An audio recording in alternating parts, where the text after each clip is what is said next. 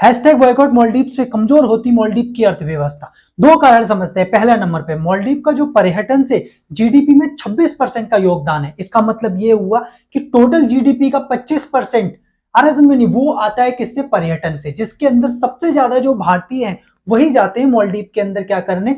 Tourist के तौर पर। अब यहाँ पर मालदीव जो इंडियंस हैं वो 2,07,000 2022 में गए थे, ठीक है, जो करीबन करीबन मान के चल लेते हैं तो 60 मिलियन रुपीस का कंट्रीब्यूट करते हैं, ठीक है। अब इसी तरीके से इस बार जो जनवरी में एक ही महीने के अंदर मात्र 14,000 लोग गए। इसका मतलब ये हुआ कि पहले जो इंडिया नंबर 1 रैंक पे रहता था मालदीव में टूरिस्ट जाने पे, अब उसकी रैंक सीधी 5वीं आ गई है। अब पहले नंबर पे रशिया है, दूसरे नंबर पे आपका क्या इटली है, तीसरे नंबर पे चाइना है, चौथे नंबर पे आपका यूके है, 5वें नंबर पे इंडिया आ गया है। इसका मतलब ये है कि ये धीरे धीरे पर्यटन और कम होते जाएंगे, तो उससे क्या होगा? मालदीव की अर्थव्यवस्था पे प्रभाव पड़ेगा। दूसरे नंबर पे यहाँ पर क्या है, जो सबसे ज्यादा फॉरेक्स रिजर्व जो आता है उसका पर्यटन से ही आता है, यानी कि 60% टूरिस्ट जो है वो डॉलर में पे करते हैं।